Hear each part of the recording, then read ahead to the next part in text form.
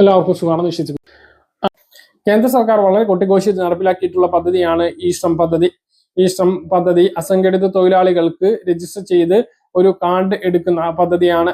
ഇതിലൂടെ അസംഘടിത തൊഴിലാളികൾക്ക് നൽകുന്ന എല്ലാ കേന്ദ്ര സംസ്ഥാന ആനുകൂല്യങ്ങളും ഇതിലൂടെ ആയിരിക്കും എന്നും പെൻഷൻ പദ്ധതി പ്രത്യേകം പ്രഖ്യാപിക്കുമെന്നും ഇതിലേക്ക് സാമ്പത്തിക സഹായം ലഭ്യമാക്കുമെന്നും പറഞ്ഞിരുന്നു. എന്നാൽ നാളെ ഇതുവരെയായിട്ട്, അതായത് 5 വർഷത്തോളം ആയിട്ട് ഈ പദ്ധതി പ്രകാരം ഇതിലേക്ക് ആനുകൂല്യങ്ങളൊന്നും ലഭിച്ചിട്ടില്ല. കൊറോണ സമയത്ത് ഉത്തർപ്രദേശ് സർക്കാർ നൽകിയിട്ടുള്ള 500 രൂപ ഒഴിച്ചു കഴിഞ്ഞാൽ മറ്റ് സംസ്ഥാനങ്ങളിലൊന്നും കാര്യമായിട്ടുള്ള ആനുകൂല്യങ്ങൾ ഈ ശ്രം പദ്ധതിയിൽ ഉൾപ്പെട്ടിട്ടുള്ള ആളുകൾക്ക് വിതരണം ചെയ്തിട്ടില്ല എന്നുള്ളതാണ് വാസ്തവം. ഈ ശ്രം കാർഡ് എടുക്കുന്നതിലൂടെ രാജ്യത്തെ അസംഘടിത തൊഴിലാളികളുടെ ഒരു ഏകീകരണമാണ് കേന്ദ്ര സർക്കാർ ഉദ്ദേശിച്ചിട്ടുള്ളത് എന്ന് മനസ്സിലാകുന്നു.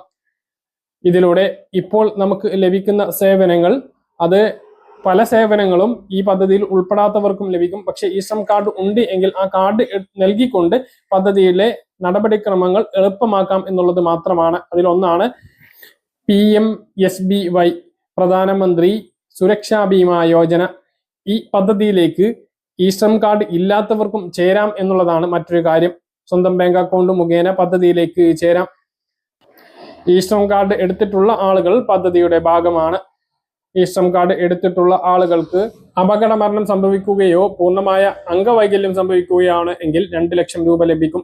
ഭാഗികമായിട്ടുള്ള അംഗവൈകല്യത്തിന് 1 ലക്ഷം രൂപയും ലഭിക്കുന്നതാണ്.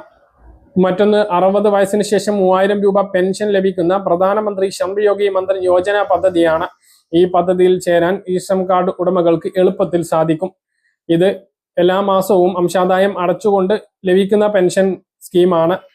ഇത് ഈ പദ്ധതിയിൽ, അതായത് ഈ ശ്രം കാർഡ് ഇല്ലാത്തവർക്കും ചേരാൻ സാധിക്കും എന്നുള്ളതാണ് മറ്റൊരു കാര്യം. അതുകൊണ്ട് ഇത് ഈ ശ്രം കാർഡ് ഉള്ളവർക്ക് മാത്രമായിട്ടുള്ള ഒരു പദ്ധതിയല്ല എന്നുള്ളത് മനസ്സിലാക്കുക.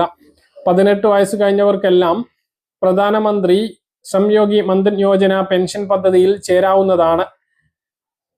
ഏറ്റവും ചുരുങ്ങിയത് 3000 രൂപ പെൻഷൻ 60 വയസ്സിന് ശേഷം ലഭിക്കും എന്നുള്ളതാണ് വാഗ്ദാനം. അടക്കുന്ന അംശാദായത്തിനനുസരിച്ച് പെൻഷൻ തുകയിൽ വർധനവുണ്ടാകും. ഈ ശ്രം കാർഡ് ഉള്ള ആളുകൾക്ക് മറ്റ് സംസ്ഥാനങ്ങളിൽ നിന്നും വൺ നേഷൻ വൺ റേഷൻ പദ്ധതി പ്രകാരം റേഷൻ എളുപ്പത്തിൽ വാങ്ങാൻ സാധിക്കുന്നതാണ്. അതിന് മുൻഗണന ലഭിക്കും എന്നാണ് അറിയുന്നത്. അതുപോലെ തന്നെ തൊഴിൽ അവസരങ്ങൾ, നൈപുണ്യ വികസന പദ്ധതിയിൽ, സ്കിൽ ഡെവലപ്മെന്റ് പരിപാടികളിൽ, സർക്കാർ തൊഴിൽ പദ്ധതികളിലും ഈ ശ്രം കാർഡ് ഉള്ള ആളുകൾക്ക് മുൻഗണന ലഭിക്കും. മറ്റൊന്ന്, സാമൂഹ്യ സുരക്ഷാ പദ്ധതികൾ വഴി കേന്ദ്ര സർക്കാർ ആവിഷ്കരിച്ച പുതിയ ക്ഷേമ പദ്ധതികൾ നേരിട്ട് ഗുണഭോക്താക്കളിൽ എത്തിക്കാൻ ഈ കാർഡ് സഹായിക്കുമെന്ന്. ഇതൊക്കെ അന്ന് പറഞ്ഞ കാര്യങ്ങളാണ്. ഇതുവരെ ഒരു ക്ഷേമ ആനുകൂല്യങ്ങളും ഇതുവഴി വിതരണം ചെയ്തിട്ടില്ല കേന്ദ്ര സർക്കാർ. ഇനി സംസ്ഥാന സർക്കാരിന്റെ കാര്യം നോക്കിയാൽ യോഗി സർക്കാർ ഒരു 500 രൂപ കൊറോണ സമയത്ത് വിതരണം ചെയ്തത് ഒഴിച്ചു കഴിഞ്ഞാൽ മറ്റ് സഹായങ്ങളൊന്നും മറ്റ് സംസ്ഥാനങ്ങളിലൊന്നും ലഭിച്ചിട്ടില്ല എന്നുള്ളതാണ്.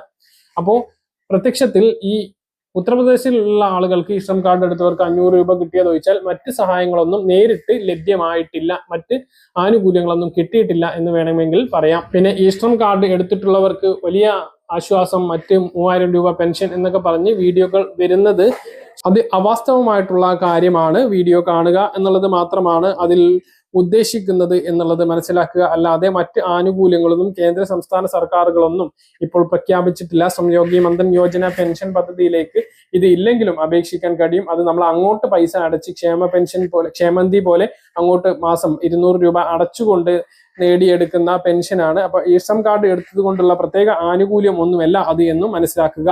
മനസ്സിലാണെന്ന് കരുതുന്നു. ഇതുപോലുള്ള ഇൻഫർമേഷൻ ലഭിക്കാൻ ചാനൽ സബ്സ്ക്രൈബ് ചെയ്യുക, ബെൽ ഐക്കൺ എനേബിൾ ചെയ്യുക. മറ്റൊരു വീഡിയോ നമുക്ക് വീണ്ടും കാണാം. ശരി.